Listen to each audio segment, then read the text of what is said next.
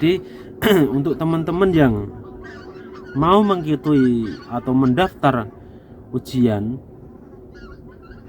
untuk sistem poin IPS topik ya teman-teman, itu dimatangkan dulu, dipikir-pikir dulu supaya nantinya jangan salah pilih sektor ya teman-teman. Jadi sebelum teman-teman nanti ada verifikasi, kan daftar dulu terus nanti ada verifikasi, dipikir matang-matang dulu cocoknya atau kemampuan saya ini di bidang mana teman-teman, begitu supaya nanti kalau sudah lulus terus terbang sampai ke Korea, sewaktu bekerja itu tidak kaget atau tidak kecewa karena sudah tepat sesuai dengan sektor yang atau kemampuan yang kita punyai atau miliki, begitu ya teman-teman. Oke, dari yang pertama tadi itu untuk sektornya, dan yang kedua saya jelaskan mengenai persyaratan pendaftarannya teman-teman. Kalau syarat-syarat pendaftaran ini masih sama sih, sama yang kemarin, hampir mirip. Oke, tadi yang pertama sudah ya teman-teman, mengenai sektor pekerjaan dan kuotanya. Saya lanjutkan lagi, saya jelaskan yang kedua ini mengenai persyaratan pendaftaran ujian IPS topik dengan sistem poin ya teman-teman. Untuk syaratnya ini masih sama ya teman-teman, masih sama dengan yang kemarin, tahun-tahun kemarin itu masih sama. Ini saya langsung aja bacakan. Jadi persyaratan untuk bisa mengajukan pendaftaran ujian IPS topik itu usianya teman-teman itu minimal 18 tahun sampai umur 39 tahun teman-teman, gitu ya. Jadi 39 tahun sudah mendaftar gitu ya teman-teman. Bisa berarti untuk kelahiran antara tanggal 16 Februari tahun 1984 sampai 15 Februari 2006 itu boleh mendaftar ya teman-teman. Terus untuk pendidikan minimal itu SMP atau sederajat teman-teman. Kalau bisa ya diutamakan SMA ataupun SMK, gitu ya teman-teman.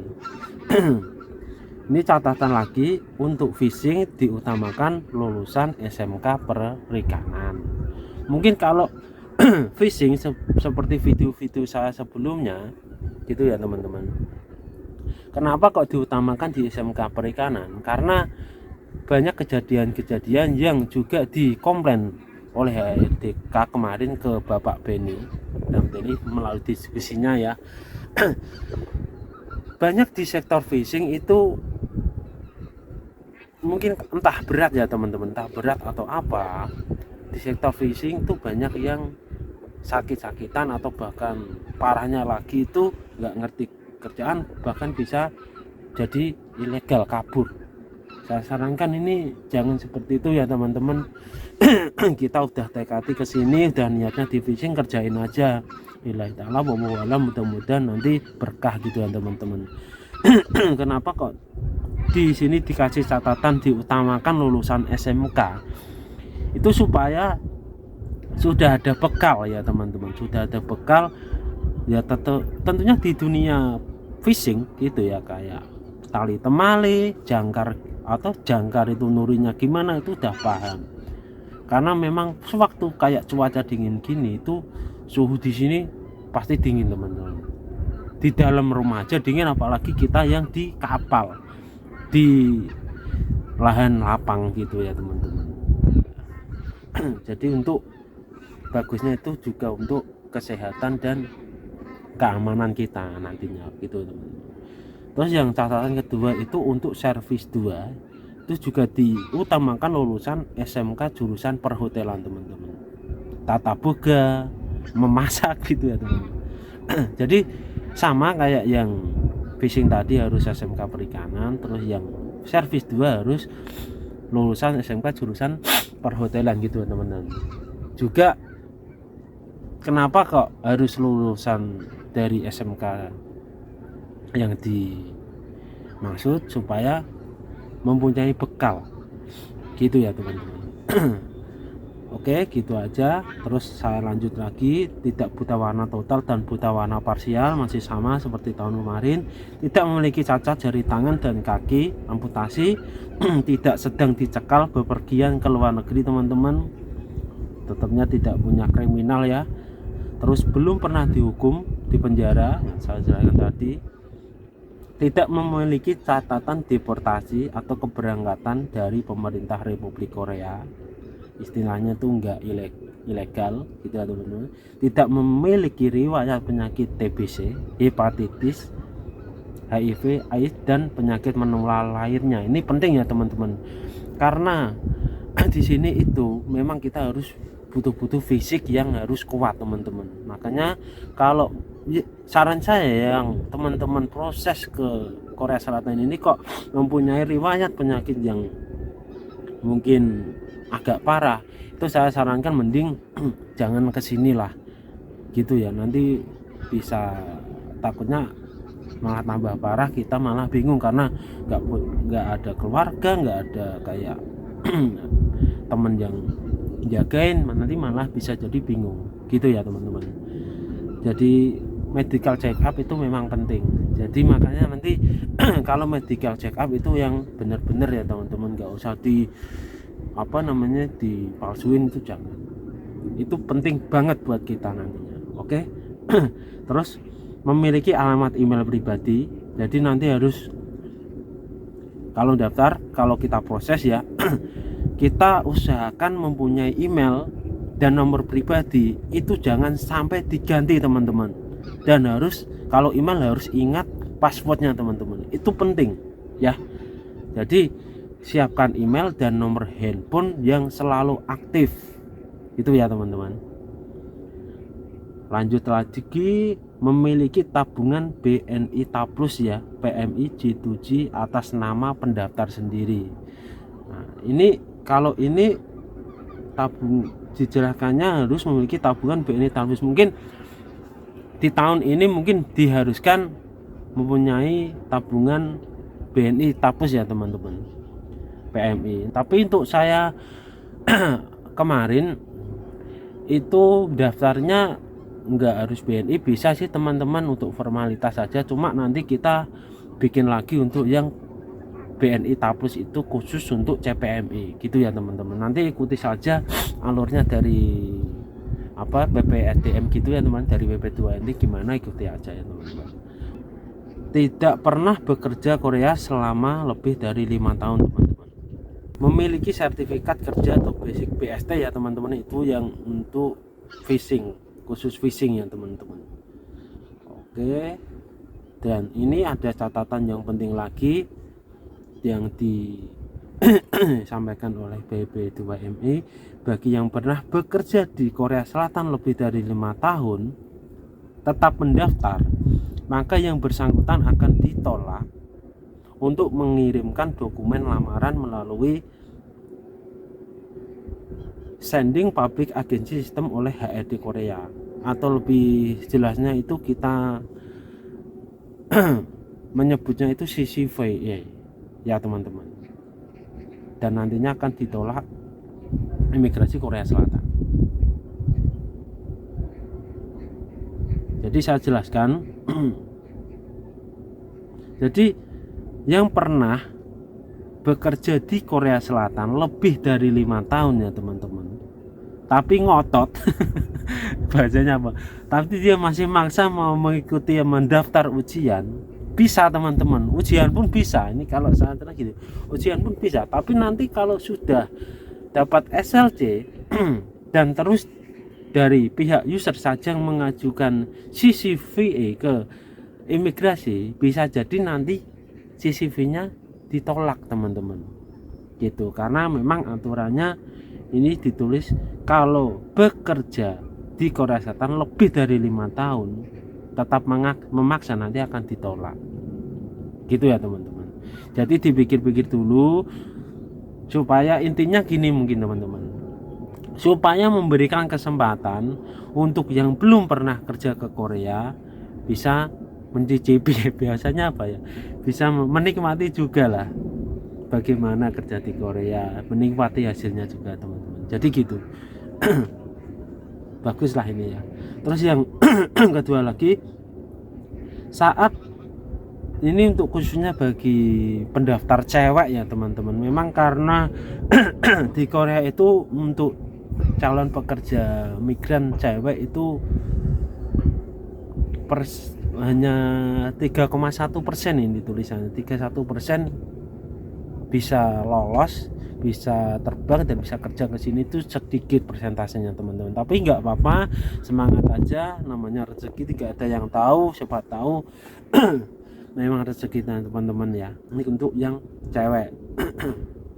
Jadi ini sudah disampaikan juga BB2MI untuk para pekerja, untuk calon pekerja cewek yang mengikuti atau mendaftar ujian IPS nanti setelah lulus kok entah ditunggu-tunggu nggak dapat SLC atau lama, itu sudah disampaikan memang kuota atau persentase untuk cewek bisa diterima itu hanya sedikit, dan ini tulisannya hanya 3,1% ya teman-teman. Gitu ya, yang penting semangat aja. Jadi catatan pentingnya itu tadi ya teman-teman. Terus kita lanjut lagi biar cepat ini teman-teman. Di ketentuan ujian ya teman-teman. Untuk ketentuan ujian ini hampir sama, aduh saya capek sama di tahun yang kemarin. Cuma bedanya kalau tahun yang kemarin itu karena corona, ada coronanya masih parah ya teman-teman. Jadi untuk ujiannya itu disederhanakan, hanya untuk ujian CBT teman-teman. Jadi untuk ujian skill testnya itu disederhanakan. Ini saya jelaskan aja. Sama untuk dari tahap ujian, tahap pertama ya teman-teman. Itu mengikuti ujian IPS topik, dan tentunya nanti yang boleh mengikuti ujian itu yang sudah benar-benar lolos verifikasi ya teman-teman. Nanti mengikuti ujian, dan ujiannya, bentuk ujiannya itu membaca dan menulis teman-teman. Jadi reading sama listening ya teman-teman. Untuk yang membaca, untuk readingnya itu pilihan gandanya 20 pertanyaan, 20 soal. Untuk waktunya itu 25 menit ya teman-teman. Terus untuk yang mendengar, yang listeningnya 20 pertanyaan juga, dan waktunya sama 25 menit. Jadi untuk total soal keseluruhan dari reading dan listening itu 40 soal dengan waktu 50 menit ya teman-teman. Begitu. Terus dilanjut dengan tes buta warna, terus pengukuran tinggi badan dan berat badan, skor minimal kelulusan IPS topik itu fix ditentukan oleh pihak HRDK ya teman-teman, dengan dipilih sesuai urutan hasil urutan dengan skor yang paling tertinggi, gitu ya teman-teman. Jadi untuk ini saya jelaskan lagi, untuk teman-teman nanti yang mengikuti ujian, yang lulus dan enggaknya itu memang yang menentukan itu dari pihak HRD Korea ya teman-teman. Tidak bisa diganggu gugat, gak bisa dicampuri tangan ya teman-teman. Campuri tangan gitu ya, enggak. Berarti enggak bisa diolah si A, si B harus lulus gitu, enggak bisa teman-teman. Jadi memang fix yang menentukan lulus tidaknya dari CPMI yang mengikuti ujian itu dari pihak HRD Korea ya teman-teman, juga bukan dari BB2MI. Itu ya teman-teman. Hanya pendaftar yang lulus ujian tahap pertama yang bisa mengikuti ujian tahap kedua, yaitu tahap skill test ya teman-teman. Jadi ujian untuk yang lolos teman-teman yang mengikuti ujian tahap pertama lolos, itu nantinya bisa mengikuti ujian skill test atau ujian tahap kedua, teman-teman. Untuk ujian tahap kedua atau skill testnya nanti jadwalnya bisa jadi di hari yang sama atau mungkin akan ada pengumuman lagi untuk jadwalnya. Nanti ditunggu aja untuk kelanjutannya ya teman-teman, yang diumumkan lagi sewaktu di BP2MI gitu ya teman-teman, waktu ujian. Oke, untuk ujian tahap kedua skill test ya teman-teman, itu terdiri dari 3 bagian ya teman-teman.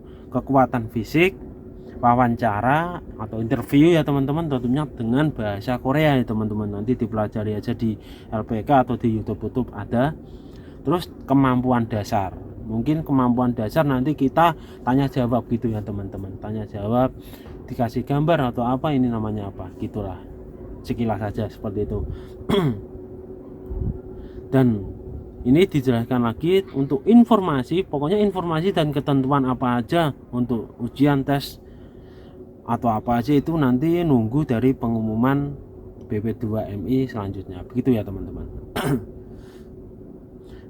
Terus untuk kriteria kelulusan akhir dari sektor manufaktur ya teman-teman, shipbuilding dan servis 1 juga servis 2 tadi sudah saya jelaskan. Kelulusan peserta berdasarkan penjumlahan nilai ujian tahap pertama dan tahap kedua teman-teman, dengan nilai ranking tertinggi. Jadi nanti untuk sektor itu nilainya akan digabungkan dari nilai ujian tahap pertama dan nilai ujian tahap kedua. Nanti akan digabungkan berapa nilainya, berapa jumlahnya, dan akan di ranking dari yang paling tertinggi, begitu ya teman-teman. Terus dijumlah dari kuota tadi berapa ribu, begitu ya teman-teman. Pokoknya semangat. Terus yang kita lanjut yang keempat. Nah ini yang penting ya teman-teman, ini yang penting yang harus kita nek bisa itu dicatat ya teman-teman, dicatat di handphone atau dicatat di buku harian, karena ini jangan sampai kelewatan. Kalau kelewatan kita nggak bisa mengikuti ujian itu, karena pendaftaran ujian itu juga ditentukan tanggalnya teman-teman. Kalau nggak ditentukan nanti banyak banget membludak, malah jadi over gitu teman-teman.